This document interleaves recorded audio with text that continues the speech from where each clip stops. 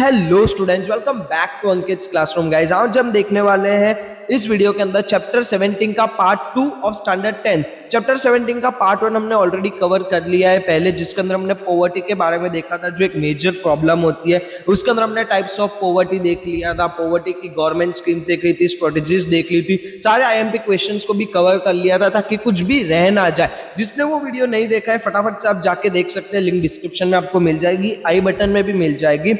अब हम कवर करने वाले हैं इसका पार्ट 2 यानी अनएम्प्लॉयमेंट, जो एक डेवलपिंग इकोनॉमी का सेकंड सबसे मेजर चैलेंज होता है। और यही रीजन होता है पॉवर्टी के लिए, क्योंकि इंसान अगर बेरोजगार होता है तो उसको गरीबी देखने पड़ती है।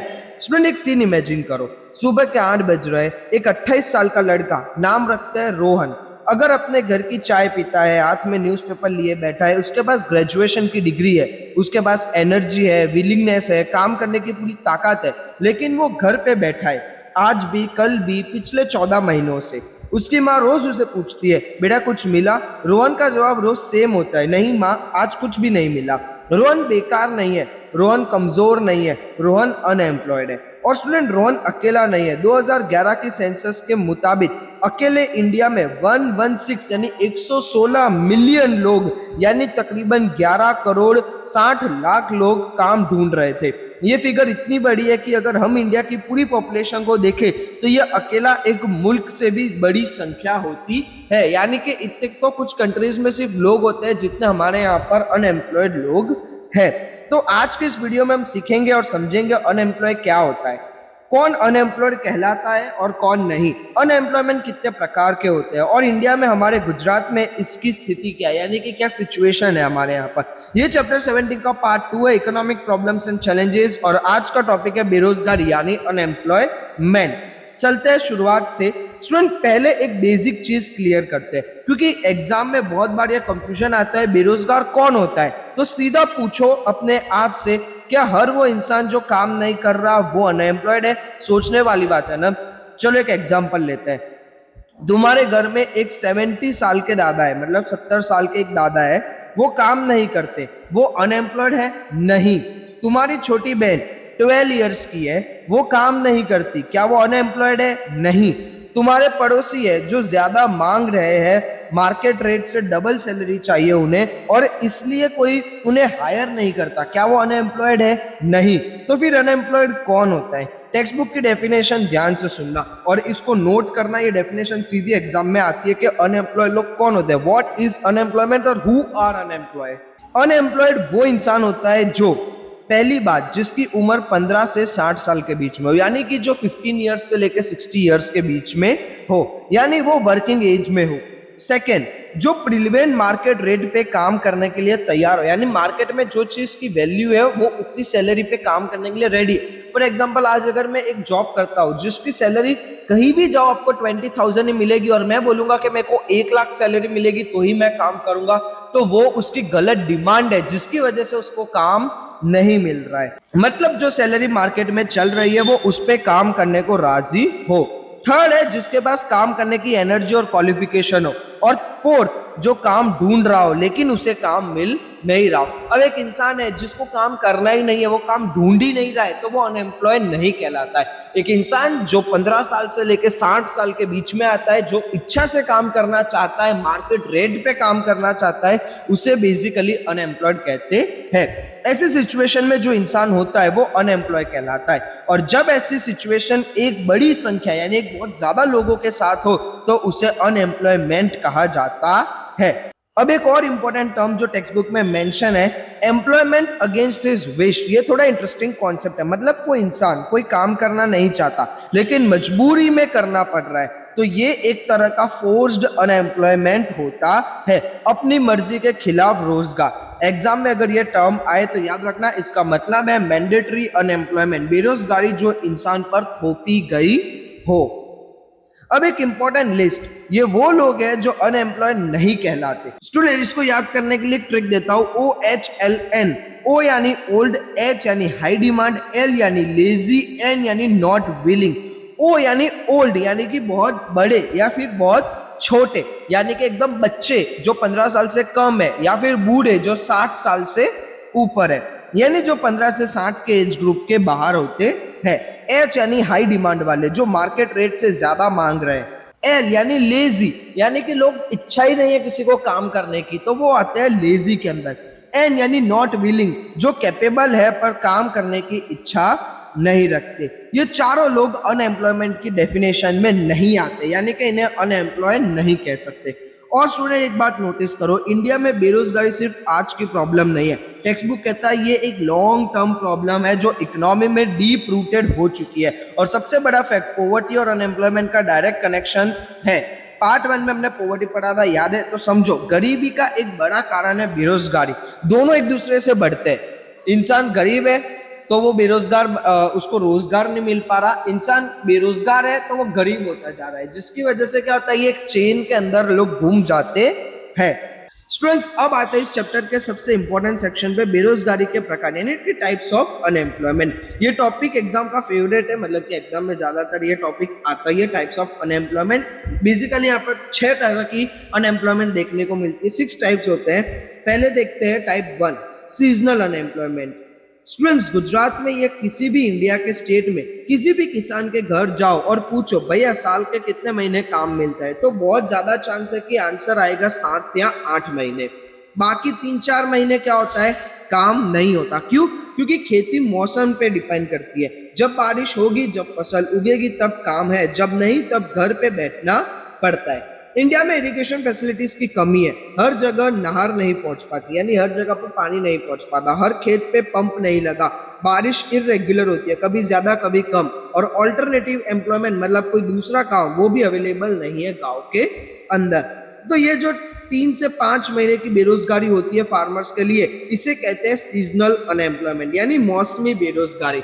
यानी कि कोई भी इंसान को कुछ पर्टिकुलर सीजन तक काम मिल रहा है, उसके बाद उसको काम नहीं मिल रहा है। फॉर एग्जाम्पल, एक फटाके बेचने की दुकान है, अगर मैं फटाके बेच रहा हूं तो मेरा सीजन का टाइम है दिवाली, उसके बाद अगर मैं कुछ भी नहीं बेच रहा तो वो खत्म हो जाएगा। अगर मेरा फेस्टिवल का सीजन है तो मैं जैसे रक्षाबंधन में राखी बेचता हूँ, दिवाली में फटाके बेचता हूँ, उत्तरायण में पतंग बेचता हूँ, बट होली से लेके रक्षाबंधन के बीच में जो 3-4 महीने होते हैं उसमें कोई फेस्टिवल नहीं आता है, तो उस पर्टिकुलर टाइम के लिए वो इंसान अनएम्प्लॉय हो जाता है, जिसको बोला जाता है सीजनल अनएम्प्लॉयमेंट। ये सारे एग्जाम्पल आप लिख सकते हो एग्जाम के अंदर सीजनल अनएम्प्लॉयमेंट को समझाने के लिए। टाइप 2 है फ्रिक्शनल अनएम्प्लॉयमेंट। स्टूडेंट, एक सीन सोचते हैं, सूरत की एक टेक्सटाइल फैक्ट्री में पहले कपड़ा हाथ से बुना जाता था, बहुत सारे वर्कर्स थे, उनका काम था हाथ से बुनाई करना। अब फैक्ट्री ने नए ऑटोमेटिक मशीन लगा दिए, मशीन्स आ गए। अब उन वर्कर्स को क्या करना, उन्हें नई मशीन चलाना सीखना होगा।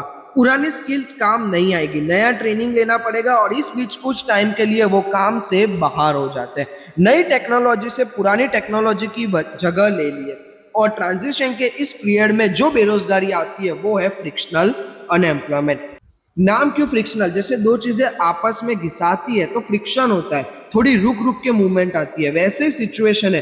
पुराने की नई टेक्नोलॉजी में शिफ्ट होते वक्त एक फ्रिक्शन, एक टेम्परेरी स्टॉप होता है, वही बेरोजगारी होती है।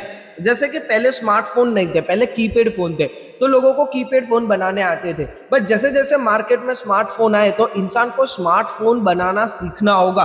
तो वो टाइम जब वो इंसान कीपैड फोन से स्मार्टफोन बनाना सीख रहा था, उसके बीच में जब उसके पास काम नहीं था तो वो फ्रिक्शनल अनएम्प्लॉय था।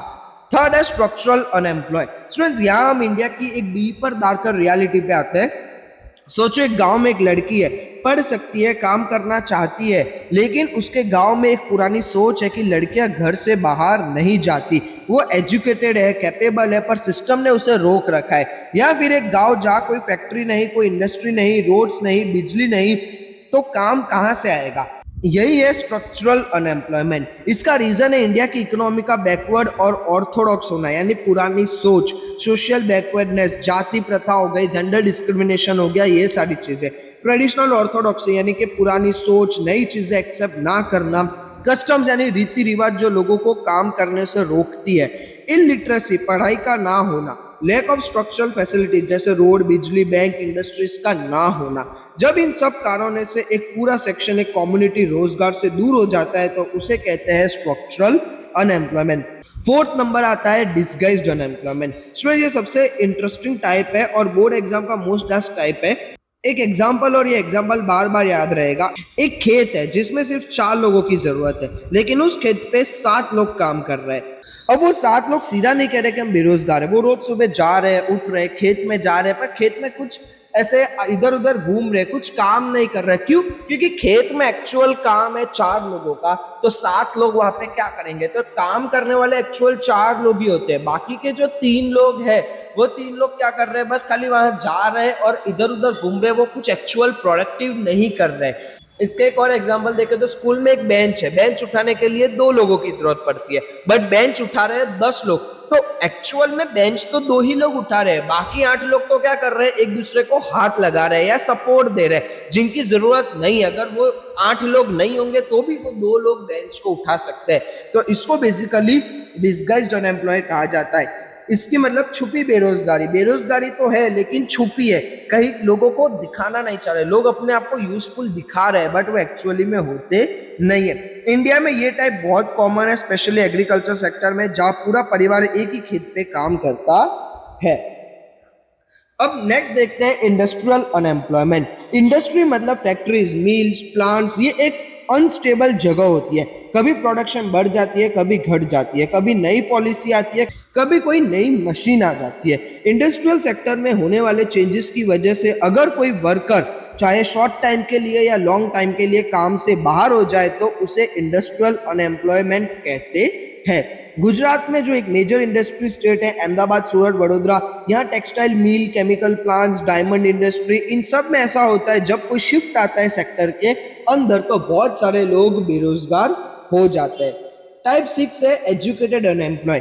ये टाइप आजकल सबसे ज्यादा डिस्कस होती है और ऑनेस्टली ये तुम्हारे क्लोजेस्ट भी है। सोचो एक इंसान ने 12th पास की, फिर ग्रेजुएशन किया, बीए, बीकॉम, बीसीए, बीबीए, कुछ भी किया, डिग्री हाथ में है लेकिन काम नहीं मिल रहा है। टेक्स्ट बुक कहता है जो इंसान ने सेकेंडरी एजुकेशन या उससे ऊपर की डिग्री हासिल की हो और फिर भी अनएम्प्लॉयड हो, वो कहलाता है एजुकेटेड अनएम्प्लॉय। और ऐसी स्थिति यानी ऐसे सिचुएशन को एजुकेटेड अनएम्प्लॉयमेंट कहते हैं।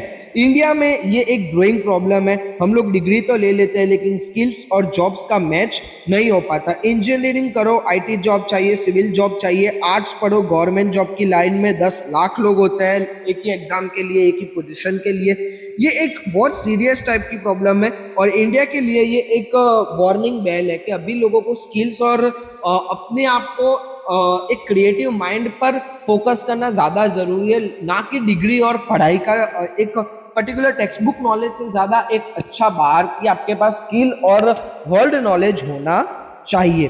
अब जल्दी से रिवाइज कर लेते हैं 6 टाइप्स को, फटाफट कौन कौन से थे तो याद करो। सबसे पहला था S for seasonal unemployment, F for frictional unemployment, फिर आता है S for structural unemployment, D for disguised unemployment, I for industrial unemployment and E for educated unemployment. Seasonal यानी कि जो एक पर्टिकुलर सीजन तक काम मिलता है फिर उन्हें काम नहीं मिलता है। फ्रिक्शनल यानी कि मार्केट के अंदर टेक्नोलॉजी की चेंज की वजह से अगर कोई इंसान बेरोजगार होता है तो वो। स्ट्रक्चरल यानी कि पीछे इंसान पीछे रह गया है, सोच नहीं बढ़ पा रही है, ऑर्थोडॉक्स और सोसाइटी की वजह से वो लोग पीछे रह चुके हैं। डिस्गाइज्ड अनएम्प्लॉयमेंट यानी कि जरूरत से ज्यादा लोग एक ही जगह पर काम कर रहे हैं। इंडस्ट्रियल अनएम्प्लॉयमेंट यानी इंडस्ट्री एकदम से बंद हो गई या इंडस्ट्री के अंदर कोई शिफ्ट होने की वजह से वर्कर्स बेरोजगार हो जाते हैं। एजुकेटेड यानी कि जिसके पास डिग्री है, जिसने सेकेंडरी एजुकेशन पूरा किया है बट फिर भी उन्हें काम नहीं मिलता है। स्टूडेंट्स, अब तक हम समझे कि अनएम्प्लॉयमेंट क्या होता है और कितने टाइप्स के होते हैं। अब देखते हैं इंडिया की एक्चुअल ग्राउंड रियलिटी क्या है, नंबर्स क्या कहते हैं। और ये सेक्शन थोड़ा इंपॉर्टेंट इसलिए भी है क्योंकि बोर्ड में डेटा बेस्ड क्वेश्चन आते हैं या फिर आपको डेटा लिखना पड़ता है। जब आप आंसर में डेटा लिखते हो तो आपको ज्यादा मार्क्स मिलते हैं। सबसे पहले एक बात, इंडिया में एग्जैक्ट डेटा निकालना मुश्किल है। क्यों? क्योंकि एम्प्लॉयमेंट एक्सचेंज यानी वो गवर्नमेंट ऑफिसेज जहां लोग अपना नाम रजिस्टर कराते हैं काम के लिए, वो प्रॉपरली काम नहीं करते। उनकी इनडिफरेंस की वजह से एग्जैक्ट फिगर मिलना डिफिकल्ट होता है। तो फिर डेटा कहाँ से आता है? टेक्स्ट बुक कहता है labour and employment ministry of India और नेशनल सैंपल सर्वे के फिगर से हम एक रफ पिक्चर मिलती है। अब की डेटा देखते हैं। 2011 के सेंसस के अकॉर्डिंग 116 मिलियन लोग यानी कि 11.6 करोड़ लोग काम ढूंढ रहे थे। इनमें से 32 मिलियन अनएजुकेटेड अनएम्प्लॉय थे और 84 मिलियन एजुकेटेड अनएम्प्लॉय थे। यानी कि 32 मिलियन लोग ऐसे थे जो पढ़े लिखे नहीं थे बट 84 मिलियन ऐसे लोग थे जो पढ़े लिखे अनएम्प्लॉय थे। स्टूडेंट्स एक बार सोचना, 84 मिलियन एजुकेटेड अनएम्प्लॉय, मतलब डिग्री वाले लोग जो पढ़ लिख गए उन्हें भी काम नहीं मिला। ये फिगर अलोन इंडिया के एजुकेटेड अनएम्प्लॉयमेंट की सीरियसनेस बता देता है।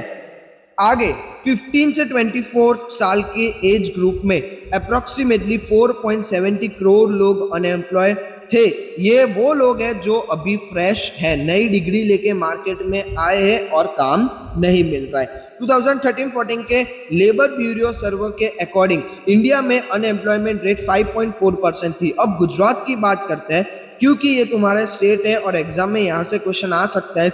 गुजरात में पर 1000 लोगों में 12 लोग अनएम्प्लॉय है, जबकि इंडिया में एवरेज 5.4 था। मतलब गुजरात का परफॉर्मेंस नेशनल एवरेज से काफी बेटर है। स्लाइड पे भी क्लियरली मेंशन है, condition of unemployment in Gujarat is good and noteworthy. ये लाइन डायरेक्टली एग्जाम में याद रखना कि गुजरात के अंदर इतनी अनएम्प्लॉयमेंट देखने को नहीं मिलती है। 1000 लोगों के ऊपर 12 लोग अनएम्प्लॉय होते हैं। अब अर्बन वर्सेस रूरल का कंपैरिजन देखते हैं। 2009-10 में अर्बन एरियाज में 1000 लोग पे 34 लोग अनएम्प्लॉय थे, रूरल एरियाज में 1000 लोगों पे 16 लोग अनएम्प्लॉय थे। मतलब आपको समझ में आया, अर्बन एरियाज यानी शहरों के अंदर 1000 लोगों पर 34 लोग थे और गांव के अंदर 1000 लोगों पर 16 लोग थे, यानी कि अनएम्प्लॉयमेंट शहर में ज्यादा होती है क्योंकि अर्बन एरियाज में एजुकेटेड लोग हैं और एजुकेटेड अनएम्प्लॉयमेंट ज्यादा होती है सिटीज के अंदर। और एक इंपॉर्टेंट फिगर 2013 में महिलाओं में अनएम्प्लॉयमेंट रेट 7.7% थी, जो कि पुरुषों से ज्यादा थी, यानी कि ऑब्वियसली जेंडर डिस्क्रिमिनेशन की वजह से वुमेन के अंदर ज्यादा आपको अनएम्प्लॉयमेंट देखने को मिलती है। अब स्टेट वाइज देखें तो ज्यादा अनएम्प्लॉयमेंट वाले स्टेट है सिक्किम, केरला, वेस्ट बंगाल, यूपी, छत्तीसगढ़, जम्मू कश्मीर, त्रिपुरा। कम अनएम्प्लॉयमेंट वाले स्टेट्स है हिमाचल प्रदेश, हरियाणा, कर्नाटका, चंडीगढ़ और गुजरात। ये स्टेट्स एक बार याद रखना। क्यों इसको याद रखना जरूरी है? क्योंकि आप जब आंसर लिखते हो तो आपको ये सारी चीजें लिखनी पड़ती है कि इंडिया के इन स्टेट्स के अंदर ज्यादा अनएम्प्लॉयमेंट है, इंडिया के इन स्टेट्स के अंदर कम एम्प्लॉयमेंट देखने को मिलती है। और लास्ट में एक पावरफुल लाइन है जो इंडिया के फ्यूचर के बारे में, 66% of the world's youth below 35 years of age live in India. सोचते हैं इंडिया के पास दुनिया का सबसे बड़ा यूथ पावर है, लेकिन साथ में 15% highly educated people are youth, मतलब पढ़े लिखे लोग भी बेरोजगार हैं। टेक्स्ट बुक के स्ट्रॉन्ग स्टेटमेंट देता है, if India wants to become a superpower on the basis of youth it will have to change an unpleasant form of unemployment. मतलब कि अगर ये 66% वाली बात है, यूथ को पावर में आना है, इंडिया को सुपर पावर बनना है, तो ये बेरोजगारी मिटानी पड़ेगी। हर इंसान को अपने क्रिएटिविटी से कुछ नया करना होगा, रोजगार ढूंढना होगा और बर्डन कम करना होगा। स्टूडेंट्स, अब तक हमने समझा अनएम्प्लॉयमेंट क्या होता है, कौन अनएम्प्लॉयड कहलाता है, कितने टाइप्स होते हैं और इंडिया में नंबर्स क्या है। अब एक बहुत जरूरी सवाल, ये बेरोजगारी आती क्यों है? क्या कारणों से इंडिया में अनएम्प्लॉयमेंट इतनी बड़ी प्रॉब्लम बन गई है? और ये सेक्शन एग्जाम के लिए भी इंपॉर्टेंट है। अगर रीजंस पूछते हैं अनएम्प्लॉयमेंट के या बेरोजगारी के कारण आते हैं तो लॉन्ग क्वेश्चन आंसर में आपको ये हेल्पफुल रहेगा। सबसे पहले और सबसे बड़ा कारण है इंक्रीजिंग पॉपुलेशन। स्टूडेंट सोचो कि एक सिंपल एजुकेशन, अगर हर साल 1 करोड़ नए लोग जॉब मार्केट में आते हैं और नौकरी सिर्फ 50 लाख की निकलती है, तो 50 लाख लोग पहले से ही लाइन से बाहर हो जाते हैं। पॉपुलेशन ग्रोथ ने डिमांड इतनी बढ़ा दी है कि सप्लाई कभी पूरी नहीं हो पाती। अब इसके साथ साथ आते हैं बाकी के कारण जो सब आसपास में कनेक्टेड है।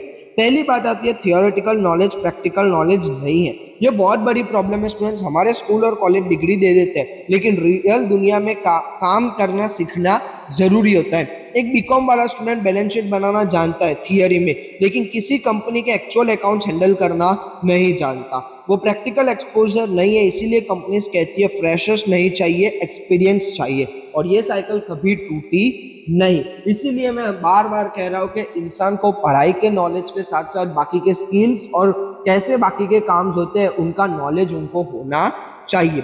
सेकेंड है लैक ऑफ टेक्निकल नॉलेज और स्किल। मशीन्स आ गई है, टेक्नोलॉजी चेंज हो गई है, लेकिन लोग वही पुराने स्किल्स लेके बैठे हैं। जो नए स्किल्स नहीं सीखते वो मार्केट से बाहर हो जाते हैं। अभी बहुत सारे लोग ऐसा बोलते हैं कि एआई लोगों की जॉब ले लेगा।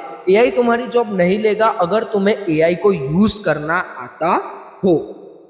थर्ड है एग्रीकल्चर सेक्टर की प्रॉब्लम्स। ये एक बंडल है अपने आप में। बारिश की रेगुलरिटी, कभी सूखा कभी सूखा रह जाता है, कभी बहुत बारिश आ जाती है, इरिगेशन फैसिलिटीज सही नहीं है, तो खेती मौसम पे डिपेंडेंट है। ऑफ सीजन में कोई अल्टरनेटिव काम नहीं होता तो महीने भर महीने भर तक लोग क्या रहते हैं, बेरोजगार रहते हैं और धीरे धीरे लोग एग्रीकल्चर में इंटरेस्ट खो देते हैं, खेती छोड़ के शहर जाते हैं लेकिन वहाँ भी काम नहीं मिलता, माइग्रेशन बढ़ती है, अर्बन अनएम्प्लॉयमेंट बढ़ती रहती है।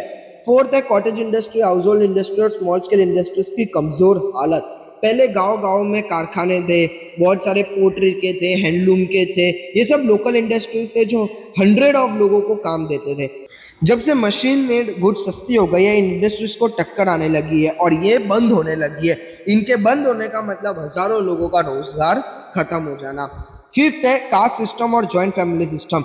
ये थोड़ा डिफरेंट कारण है। इंडिया में बहुत बार लोग वहाँ काम करते हैं जो उनका परिवार करते आया है, चाहे वो प्रोडक्टिव हो या ना हो। कोई नया बिजनेस ट्राई करने की हिम्मत नहीं, lack of courage to set up a new business, परिवार का प्रेशर समझ के दबाव, हमारा काम तो यही है बेटा। रिजल्ट क्या होता है, इंसान घुट घुट के काम करता है जिसकी वजह से प्रोडक्टिव रिजल्ट नहीं मिलते। सिक्स्थ है flaws in knowledge, skills, training और एक्सपीरियंस। मतलब जो ट्रेनिंग मिलनी चाहिए वो मिलती नहीं, जो एक्सपीरियंस चाहिए वो प्लेटफॉर्म नहीं मिलता, स्किल डेवलपमेंट सिस्टम वीक हो जाता है। सेवंथ है इमोबिलिटी ऑफ लेबर। ये इंटरेस्टिंग टर्म है। सोचो एक मजदूर गुजरात में रहता है, काम नहीं है, बिहार में काम है लेकिन वो जाता नहीं है, क्यों? लैंग्वेज बैरियर, परिवार को छोड़ दे, नहीं जाना चाहता, नई जगह का डर है। ये इमोबिलिटी यानी ना हिलना एक बड़ा कारण है अनएम्प्लॉयमेंट का। लोग काम के पास नहीं जाते और काम लोगों के पास नहीं आता। नेक्स्ट है low growth rate of industrial development. जब इंडस्ट्रीज ही नहीं बढ़ेगी तो नौकरी कहाँ से आएगी? इंडस्ट्री का slow growth directly employment creation को स्लो कर देता है। नाइन्थ एंड टेंथ है less saving tendency and decreasing capital creation. ये इकोनॉमिक साइकिल है। लोग बचत नहीं करते तो बैंक्स के पास फंड नहीं होता, तो इन्वेस्टमेंट नहीं होता, तो नई इंडस्ट्रीज नहीं आती, तो नई जॉब्स नहीं आती। एक विक्रियस साइकिल है, एक चेन बन चुकी है, एक साइकिल बन चुकी है जिससे बाहर आना बहुत जरूरी होता है। और लास्ट है न्यू बिजनेस नहीं खुल सकते, लैक ऑफ इन्वेस्टमेंट की वजह से नई कंपनीज नहीं बनेगी तो नई नौकरियां नहीं आएगी। ये सब कारण एक दूसरे से कनेक्टेड है। एक बोल सकते हैं कि पूरे एक दूसरे से चेन में कनेक्टेड हो जाती है। पॉपुलेशन बढ़ी तो स्किल्स नहीं बढ़ी, इंडस्ट्री स्लो रही, एग्रीकल्चर कमजोर है, कैपिटल नहीं बना और बेरोजगारी बढ़ती गई। तो ये सारे रीजंस आपको याद होने चाहिए कि क्यों अनएम्प्लॉयमेंट होता है। स्टूडेंट्स रीजन तो अब हम समझ गए। अब सोचते हैं जब कोई इंसान महीनों तक सालों तक काम नहीं कर पाता तो उसकी लाइफ पे, उसके परिवार पे और उसकी पूरी सोसाइटी पे क्या होता है। और ये सेक्शन थोड़ा सीरियस है क्योंकि ये एक बहुत ह्यूमन रियलिटी है। रोहन याद है जिसको हमने स्टार्टिंग में कैरेक्टर देखा था, वो लड़का जो पार्ट के शुरुआत में घर पे बैठा था। सोचो एक साल बाद रोहन का क्या हाल हुआ होगा अगर उसको काम नहीं मिला। पहले महीने में वो होपफुल था, दूसरे महीने में वो नर्वस हो गया, छठे महीने में उसने पढ़ना छोड़ दिया। क्या फायदा पढ़ के, काम ही नहीं मिलता, attitude of interest towards studies खत्म हो गया। एक साल बाद रोहन साइकोलॉजिकली डिसअपॉइंटेड हो गया। घर में टेंशन है, माँ को जवाब नहीं देता, बाहर जाना बंद कर दिया, मेंटल और सोशल कंडीशन पे नेगेटिव इफेक्ट पड़ गया। और अगर यही सिचुएशन 2-3 साल तक चले तो कहते हैं लॉन्ग टर्म अनएम्प्लॉयमेंट में लोग एंटी सोशल और इमोरल एक्टिविटीज में पड़ जाते हैं। ड्रग ट्रैफिकिंग करना, इलीगल एक्टिविटीज करना, चोरी चकारी करना, ये सब वहां से जन्म लेता है जहाँ डिस्पर्जन होती है। ये मॉरल लेक्चर नहीं है, ये इकोनॉमिक की रियलिटी है कि एक इंसान जब लॉन्ग टाइम तक अनएम्प्लॉय रहता है तो वो गलत चीजें करना शुरू कर देता है। इसका वाइडर इफेक्ट क्या होता है? सोशल और इकोनॉमिकल इनइक्वालिटी बढ़ती है। जो काम कर रहे हैं वो अमीर होते जाते हैं, जो नहीं कर रहे हैं वो गरीब होते जाते हैं, बीच की दूरी बढ़ती जाती है, क्लास डिस्क्रिमिनेशन शुरू हो जाता है, ओह वो तो बेरोजगार है, सोशल स्टिग्मा अटैच हो जाता है, लिविंग स्टैंडर्ड गिर जाता है इंसान का। और स्टूडेंट जब बेरोजगारी के साथ महंगाई भी बढ़े यानी इन्फ्लेशन भी हो तो वो डबल मार पड़ती है। इनकम नहीं और जो थोड़ा है उसकी वैल्यू भी कम होती जा रही है। Condition become more narrowing and pathetic. ये टेक्स्ट बुक का फ्रेज है, नोट कर लो कि जब एक इंसान के साथ बेरोजगारी के साथ साथ जब उसके पास महंगाई भी बढ़ जाती है तो वो उसको एकदम से और टेंशन आ जाता है कि अब पहले तो मेरा घर नहीं चल रहा था, अब और कैसे चलेगा। और फाइनली नार्कोटिक ड्रग्स और एडिक्शन की तरफ टर्न हो जाते हैं लोग। ये एक कॉपिंग मशीन बन जाता है डिस्पेयर का। ये इंडिविजुअली भी डिस्ट्रक्टिव है और सोशलिटी भी, यानी कि लोग गलत चीजें सीखने लगते हैं, ड्रग्स वगैरह, दारू वगैरह, ये सारी चीजें वो लोग पीते हैं। इसलिए टेक्स्ट बुक एक स्ट्रॉन्ग लाइन देता है, unemployment has prove to be deadly for individual, family as well as economy. 3 level पे deadly, individual, family, economy, 3 words याद रखो एग्जाम में लिख लेना। यानी कि अनएम्प्लॉयमेंट जो होता है वो इंडिविजुअल को भी तबाह कर देता है, परिवार को भी तबाह करता है और इकोनॉमी को भी तबाह कर देता है। और सबसे important connection, poverty and unemployment are two side of the same coin. ये बहुत ही बोर्ड में आता है कभी कभी कि explain the statement poverty and unemployment are two side of the same coin, यानी एक ही सिक्के के दो पहलू है, पॉवर्टी और अनएम्प्लॉयमेंट। तो ये आपको एक्सप्लेन करना होगा इन सारी चीज़ों से कि कैसे इंसान को काम नहीं मिलता तो वो गरीब होता है, फिर वो सारी चीज़ों में चेंज में अटक जाता है।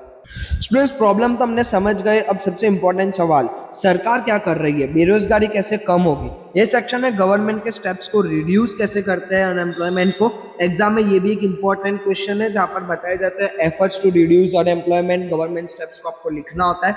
सबसे पहले होता है high economic development goal. Students, imagine करो अगर इंडिया की इकोनॉमी एक गाड़ी है और वो गाड़ी 5% की स्पीड से चल रही है तो रोक रोक के धीरे धीरे चलना होगा। लेकिन अगर गाड़ी 10 की स्पीड पे चल रही है तो ज्यादा जगहों पे पहुंचेंगे, ज्यादा लोगों को साथ ले जाएंगे। सरकार का पहला स्टेप यही है, 10% पर ईयर की इकोनॉमिक ग्रोथ पे टारगेट रखो, क्योंकि जब इकोनॉमी फास्ट ग्रो करती है तो नई इंडस्ट्रीज बनती है, नए बिजनेसेस खुलते हैं, कैपिटल इन्वेस्टमेंट बढ़ता है और ऑटोमेटिकली एम्प्लॉयमेंट की अपॉर्चुनिटीज बढ़ती है। साथ में agriculture sector, small industries, household industries, cottage industries, इन सब में नई फील्ड्स खोलो। ये सेक्टर ज्यादा लोग एम्प्लॉय कर सकते हैं कम इन्वेस्टमेंट के अंदर। और सरकार ने स्कीम्स भी शुरू किए, economic help, education, training centres, ताकि जो लोग काम ढूंढ रहे हैं उन्हें स्किल्स मिले और वो प्रोडक्टिव बन सके। स्टेप 2 होता है लेबर इंटेंसिव इंडस्ट्रीज। स्टूडेंट्स, दो तरीके होते हैं कोई चीज बनाने के, मशीन से या इंसान के हाथों से। पहला होता है कैपिटल इंटेंसिव, मतलब ज्यादा मशीन कम लोग, एक फैक्ट्री में 10 मशीन और 5 वर्कर्स से काम चला लो। सेकंड होता है लेबर इंटेंसिव, मतलब ज्यादा लोग कम मशीन, वही फैक्ट्री में 50 लोग काम कर रहे हैं 2 हाथ से या बेसिक टूल से। जब अनएम्प्लॉयमेंट प्रॉब्लम हो तो सरकार को लेबर इंटेंसिव इंडस्ट्रीज पे स्ट्रेस देना चाहिए, क्योंकि वो ज्यादा लोगों को काम देते हैं। कौन सी इंडस्ट्री ऐसी है, कस्टमर गुड्स बनाने वाली छोटी फैक्ट्रीज, कॉटेज इंडस्ट्रीज, ग्रामोदय योग्य हो गए, हैंडलूम हैंडीक्राफ्ट हो गए, ये सब चीजें। गुजरात में खुद सोचो, पटोला साड़ी, विंग्स, बांधनी, ब्लॉक प्रिंटिंग, पोट्री, ये सब लेबर इंटेंसिव है और हजारों लोग को काम देते हैं। इनका डेवलपमेंट मतलब डायरेक्टली अनएम्प्लॉयमेंट में कमी हो जाना। सरकार को इंकरेजिंग पॉलिसीज इंप्लीमेंट करनी चाहिए, सब्सिडीज देनी चाहिए, मार्केट एक्सेस दो, ट्रेनिंग दो, ताकि ये इंडस्ट्रीज पहले और ज्यादा बढ़ जाए। अब स्टेप 3 देखते हैं, rural employment through agriculture. Students, India की 60% से ज्यादा पॉपुलेशन गांव में रहती है, तो अगर अनएम्प्लॉयमेंट सॉल्व करनी है तो गांव से शुरू करना होगा। सरकार का तीसरा स्टेप है रूरल एरियाज में एग्रीकल्चर के थ्रू एम्प्लॉयमेंट बढ़ाना। कैसे, चलो एक एक करके समझते हैं। पहली बात है नई कल्टीवेशन मेथड, जिससे एक ही खेत से एक सीजन में एक की जगह 2-3 फसल उगाई जा सके, मतलब सेम जमीन, ज्यादा काम, ज्यादा इनकम। सेकंड, नई जमीन कल्टीवेशन में लाना, वेस्ट लैंड को प्रोडक्टिव बनाना और हर खेत तक पानी और बिजली पहुंचाना, check dams, pond, canal, tubewell, irrigation schemes. Gujarat में नर्मदा प्रोजेक्ट का यही एक बड़ा मकसद था, सिंचाई बढ़े, खेती बढ़े, रोजगार बढ़े। थर्ड है एग्रीकल्चर सिर्फ फसल नहीं है, poultry, fishery, cattle rearing, dairy industries, afforestation, ये सब एग्रीकल्चर लिंक्ड एक्टिविटीज है जो गांव में हजारों लोगों को काम दे सकती है।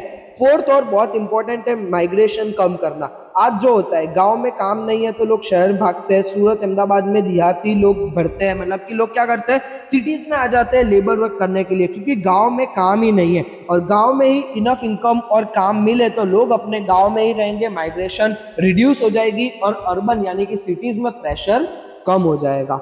इसलिए कहते हैं employment opportunity should be increased in villages so that villagers get enough income and work in their own village. Migration में भी रिड्यूस, ये लाइन भी लिखना जरूरी है एग्जाम में कि जब गांव के अंदर ही सारी चीजें हो जाएगी तो लोग माइग्रेशन कम कर देंगे, जिसकी वजह से क्या होगा, अर्बन एरियाज पर जो प्रेशर है वो कम हो जाएगा।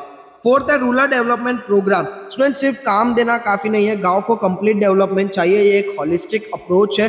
सोचो एक गांव में स्कूल नहीं, हॉस्पिटल नहीं, रोड नहीं, इंटरनेट नहीं, तो वहां कोई भी नई इंडस्ट्रीज क्यों आएगी, क्यों कोई प्रोफेशनल वहां जाके काम करेगा। इसलिए सरकार का स्टेप है गांव में पूरी इंफ्रास्ट्रक्चर डेवलप्ड हो, health, education, clean drinking water, nutrition, food, electricity, roads, banking, insurance, internet, communication, entertainment, water harvesting, permanent public property, local industry, ये सब एक साथ डेवलप्ड होने चाहिए। ये सब मिलके एक एनेबलिंग एनवायरनमेंट बनाते हैं, यानी एक ऐसा माहौल जो एम्प्लॉयमेंट अट्रैक्ट कर सकता है। और सिर्फ इंफ्रास्ट्रक्चर नहीं, एम्प्लॉयमेंट ओरिएंटेड प्रोग्राम्स एडॉप्ट करो, यानी हर स्कीम का एक लक्ष्य हो कि उसे रोजगार बढ़ेगा। ऑब्जेक्टिव्स क्या है? Qualitative improvement in the life of rural people, quantity से ज्यादा क्वालिटी, अच्छी जिंदगी, अच्छी इनकम, अच्छा फ्यूचर गांव में ही होगा। स्टेप 5 है skill development for educated youth. Student ये स्टेप डायरेक्टली तुमसे रिलेटेड है। सोचो अगर एक स्टूडेंट ने बीएससी की है और केमिस्ट्री जानता है थियरी में, लेकिन कोई फार्मास्यूटिकल कंपनी उसे हायर नहीं करती क्योंकि उसे प्रैक्टिकल लैब वर्क नहीं आता, डिग्री है स्किल नहीं है। इसलिए सरकार का स्टेप 5 कहता है एजुकेशन और एम्प्लॉयमेंट को कनेक्ट करो स्किल के थ्रू। मतलब क्या? बिजनेस ओरिएंटेड या टेक्निकल एजुकेशन होनी चाहिए जो स्किल्ड आर्टिसन प्रोड्यूस करे। सिर्फ पास करो और सर्टिफिकेट लो वाली एजुकेशन नहीं, काम सीखना चाहिए। स्कूल और कॉलेजेस में को करिकुलम एक्टिविटीज लोकल इंडस्ट्रीज की जरूरत के हिसाब से होनी चाहिए। अगर गुजरात में टेक्सटाइल इंडस्ट्री बड़ी है तो टेक्सटाइल टेक्नोलॉजी, डिजाइनिंग, डाइंग के कोर्सेज होने चाहिए। अगर किसी एरिया में डायमंड इंडस्ट्री है तो वो स्किल सीखनी चाहिए। अगर ये हो जाए तो चेन रिएक्शन शुरू होगा, better skills, better quality production, more employment, more income और बेटर लिविंग स्टैंडर्ड। और एक इंपॉर्टेंट पॉइंट, इंसान को ये एश्योरेंस मिलती रहनी चाहिए कि अगर वो स्किल सीखेगा तो उसको काम मिलता रहेगा। अगर ये गारंटी ना हो तो मोटिवेशन ही नहीं आएगा सीखने में। स्टेप 6 है make in India, skill India, digital India. ये स्टेप सबसे मॉडर्न है और एग्जाम में इसको पूछा जाता है डायरेक्टली। सरकार ने 3 एम्बिशन प्रोग्राम लॉन्च किए, make in India, skill India और डिजिटल इंडिया। 3 अलग प्रोग्राम लेकिन तीनों का एक ही मकसद है, यूथ की कैपेसिटी बढ़ाओ, इंडस्ट्रीज बढ़ाओ और एम्प्लॉयमेंट बढ़ाओ। मेक इन इंडिया आइडिया ये है कि जो चीजें इंडिया से बाहर से इंपोर्ट की जाती थी वो इंडिया में ही मैन्युफैक्चर होनी चाहिए। इससे डोमेस्टिक इंडस्ट्री बढ़ेगी, फैक्ट्रीज बढ़ेगी और जॉब्स मिलेगी। स्किल इंडिया या डायरेक्टली स्टेप 5 से कनेक्ट होता है, यूथ को trade skill, technical skill, vocational skill सिखाओ ताकि वो इंडस्ट्री रेडी हो जाए। अक्रॉस इंडिया टेक्निकल कॉलेजेस और यूनिवर्सिटी सेटअप हो रहे हैं। डिजिटल इंडिया, इंटरनेट और टेक्नोलॉजी को गांव-गांव तक लेके जाओ। जब कनेक्टिविटी होगी तो डिजिटल इकोनॉमी में भी लोग पार्टिसिपेट कर सकते हैं। फ्रीलांसिंग काम हो गया, ई कॉमर्स, ऑनलाइन सर्विस, ये नए एम्प्लॉयमेंट जो वेंचर्स है ये एस्टैब्लिश हो पाएंगे। साथ में स्कूल्स और कॉलेजेस में वोकेशनल और टेक्निकल एजुकेशन मेन स्ट्रीम्स बनाओ ताकि नॉर्मल ग्रेजुएशन के साथ ही एक स्किल भी हाथ में आए। और बिगेस्ट स्टेप आईआईटी और आईआईएम जैसे हायर इंस्टीट्यूशन अब देश के हर स्टेट में एस्टैब्लिश हो रहे हैं ताकि क्वालिटी हायर एजुकेशन सिर्फ कुछ शहर तक लिमिटेड ना हो जाए, पूरे इंडिया में सबको क्वालिटी वाला एजुकेशन मिले। स्टूडेंट्स, अब तक हमने देखा कि सरकार ने क्या किया, इकोनॉमी ग्रो करो, रूरल डेवलपमेंट करो, स्किल दो, मेक इन इंडिया लाओ। अब आते हैं स्टेप 7 पे जो शायद सबसे प्रैक्टिकल और आज के ज़माने से कनेक्टेड है, न्यू एम्प्लॉयमेंट एरियाज। स्टूडेंट्स एक काम करो, अपने घर में किसी बड़े से पूछो आपके ज़माने में कौन कौन सी नौकरियां होती थी। वो बोलेंगे सरकारी नौकरी, बैंक, स्कूल टीचर, खेत का काम वगैरह वगैरह।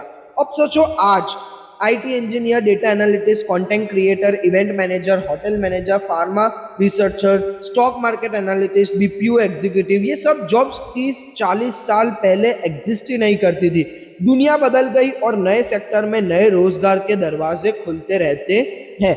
सरकार का स्टेप 7 यही कहता है, मैन पावर प्लानिंग के लिए नई एम्प्लॉयमेंट एरियाज खोलो। और गवर्नमेंट ने आइडेंटिफाई किया है computer technology, information technology, pharmaceutical, business management, packaging and processing, outsourcing, marketing, catering, event management, office management, hotel management, stock share marketing, ये सब ग्रोइंग सेक्टर से जहाँ लाखों जॉब्स आ सकती है। इसीलिए कहते हैं कि वही की वही नहीं, doctor, engineer, BCom, BCA, BBA, इन सब से बाहर आके न्यू एम्प्लॉयमेंट एरियाज को भी एक्सप्लोर करना चाहिए। लेकिन सिर्फ सेक्टर्स खोलना काफी नहीं है, एजुकेशन उसके हिसाब से बदलना पड़ेगा। तो सरकार ने पहले क्या किया, पहली बात आई यूनिवर्सिटीज में नए करिकुलम सेट किए जो लोकल इंडस्ट्री की जरूरत पूरे करे। अहमदाबाद में आईटी इंडस्ट्री है तो वहाँ के कॉलेजेस में आईटी कोर्स ज्यादा होने चाहिए। सूरत में टेक्सटाइल है तो वहाँ डिजाइन और टेक्सटाइल टेक्नोलॉजी होनी चाहिए। सेकेंड, शॉर्ट टर्म डिप्लोमा और सर्टिफिकेट कोर्स शुरू किए जिसमें spinning, weighing, tanning, plumbing, radio, TV, fridge, mobile, AC repairing, ये आईटीआई टाइप कोर्स है, 6 महीने के या 1 साल के, और सीधा काम मिलता है इसके बाद। हर घर में एसी है, एसी रिपेयर करने वाला इंसान कभी बेरोजगार नहीं रहेगा, यह प्रैक्टिकल रियलिटी होती है। थर्ड है नई फील्ड्स के लिए नए courses, automobile, electronics, computer science, genetic science, aerospace, robot making, इन सब के लिए स्किल्ड इंजीनियर और टेक्नीशियन चाहिए। सरकार ने कोर्स शुरू किए हैं। फोर्थ इंपॉर्टेंट बात है, स्टार्टअप इंडिया के अंदर एंटरप्रेन्योर्स को कम इंटरेस्ट रेट पे लोन देना शुरू किया जाए, यानी जो खुद का बिजनेस खोलना चाहते हैं उन्हें सरकार फाइनेंशियली सपोर्ट कर रही है। फिफ्थ है, लोकल इंडस्ट्रीज और ट्रेनिंग इंस्टीट्यूट को बीच कोऑर्डिनेशन, मतलब इंडस्ट्री डायरेक्टली बताए कि उन्हें कैसा वर्कर चाहिए और ट्रेनिंग इंस्टीट्यूट उनके हिसाब से ट्रेन करे। ये एक डिमांड सप्लाई मैच है लेबर मार्केट के अंदर। और एक बहुत इंपॉर्टेंट माइंडसेट शिफ्ट हो चुका है, टेक्स्ट बुक के अकॉर्डिंग व्हाइट कॉलर जॉब की जगह सेल्फ एम्प्लॉयमेंट को प्रमोट करो, मतलब हर इंसान को सरकारी या ऑफिस जॉब नहीं चाहिए, अपना काम शुरू करो, अपने बॉस खुद बनो, सरकार फाइनेंशियली हेल्प करती है इसमें। और लास्ट, एजुकेशन अफोर्डेबल और एक्सेसिबल बनाना, कोर्सेज सस्ते हो, एडमिशन इजी हो, ताकि लोग उस स्किल को सीख पाए।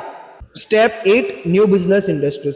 स्टेप 7 में हम गए नई जॉब्स की तरफ, स्टेप 8 में आता है नए बिजनेस और इंडस्ट्री खोलने की तरफ। एक सिंपल लॉजिक, अगर एक नया फैक्ट्री खुलता है तो उसमें कितने लोग काम करेंगे, 50, 100, 500, डिपेंड करता है साइज पे, मतलब एक industry is equal to multiple jobs. इसलिए नई इंडस्ट्रीज का होना एक मल्टीपल इफेक्ट देता है एम्प्लॉयमेंट के ऊपर। लेकिन नया बिजनेस खोलना आसान नहीं है, स्पेशली छोटे लोगों के लिए। पैसा चाहिए, टेक्निकल नॉलेज चाहिए, मैनेजमेंट स्किल्स चाहिए, मार्केट एक्सेस चाहिए। इन्हीं बैरियर्स को तोड़ने के लिए सरकार ने कदम उठाए। पहला कदम, financial help and low rate of interest. जो इंसान अपना छोटा बिजनेस खोलना चाहता है उसे सरकार ने स्कीम्स के अंदर कम ब्याज पे यानी कम इंटरेस्ट पर लोन दिया। सिर्फ इक्विपमेंट नहीं बल्कि रॉ मटेरियल्स खरीदने के लिए, ऑफिस फर्नीचर के लिए, स्मॉल इन्वेस्टमेंट के लिए, मतलब शुरुआत की राह में पैसे की तकलीफ कम की। और सिर्फ प्रोडक्शन नहीं, गुड्स बेचने में भी मदद की, marketing support, government exhibition, online portals, ताकि जो बनाओ वो बिक भी सके। सेकंड, टेक्निकल और मैनेजरल नॉलेज देना। सिर्फ पैसा देना काफी नहीं। अगर कोई अहमदाबाद में पिकल बनाने का बिजनेस खोलना चाहता है, यानी कि अचार बनाने का बिजनेस खोलना चाहता है, तो उसे food safety loss, packaging, pricing, branding सब सीखना होगा। सरकार ने ट्रेनिंग प्रोग्राम शुरू किए हैं इसके लिए। थर्ड है, महिलाओं को सेल्फ एम्प्लॉयमेंट। ये बहुत इंपॉर्टेंट पॉइंट है। बैंक्स, फाइनेंशियल इंस्टीट्यूशंस और वेलफेयर ऑर्गेनाइजेशन के थ्रू महिलाओं को हाउस होल्ड इंडस्ट्री सेटअप करके सेल्फ एम्प्लॉयड बनाया गया। पापड़, अचार, एम्ब्रॉयडरी, टेलरिंग, डेयरी, ये सब women lead house hold enterprise बने। गुजरात में सेवा, सेल्फ एम्प्लॉयड वुमेन्स एसोसिएशन जैसी ऑर्गेनाइजेशन ने हजारों महिलाओं को सेल्फ एम्प्लॉयमेंट बनाया। ये इसी मॉडल का एक रियल एग्जाम्पल है।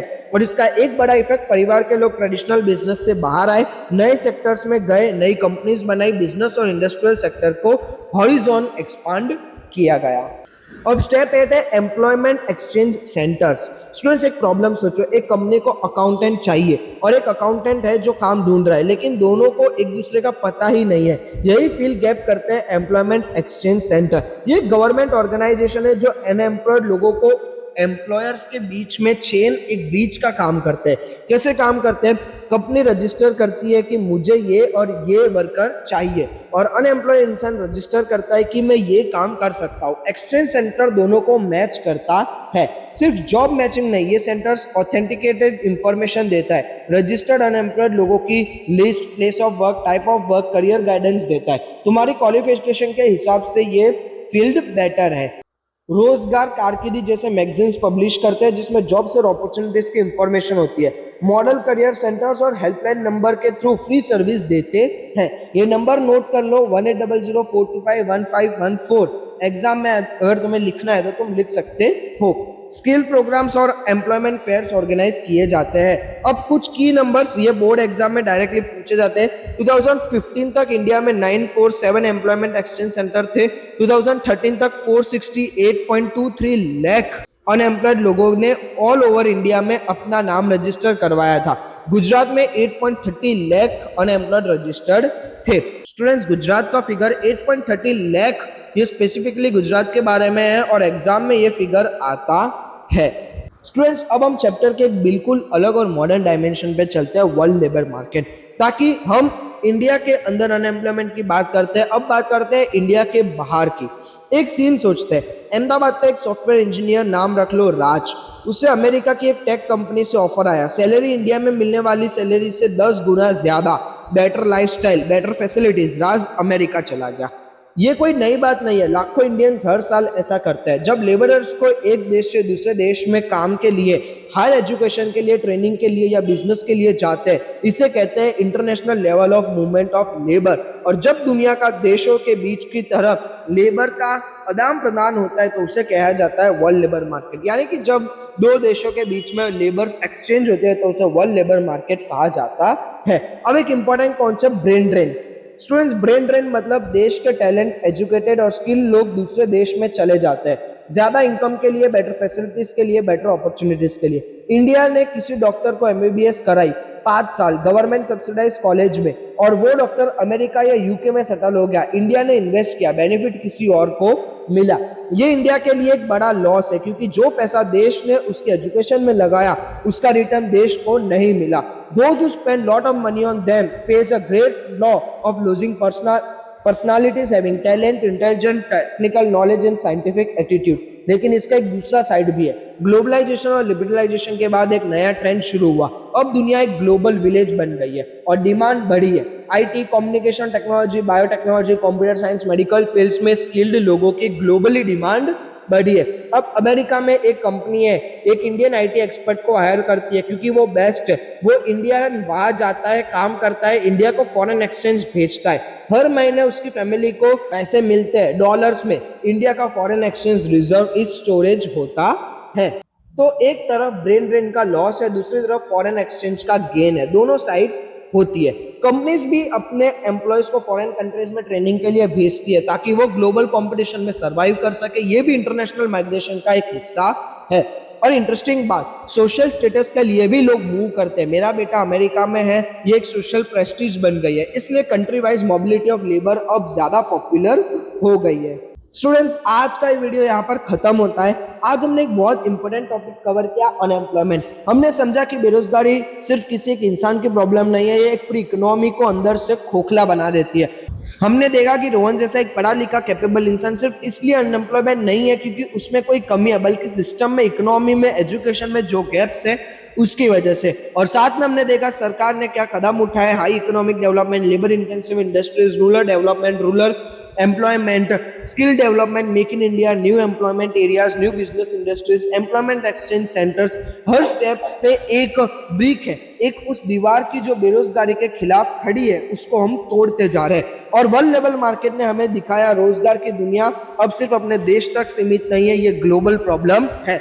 ये चैप्टर तुम्हारे बोर्ड एग्जाम के लिए बहुत इंपॉर्टेंट है, इसलिए एक बार ये वीडियो दोबारा जरूर देखना। जब आप एक टाइम आ रहा है, जब एग्जाम पास में आ रही है, तो आप वापस ये वीडियो देख के रिवाइज कर सकते हैं।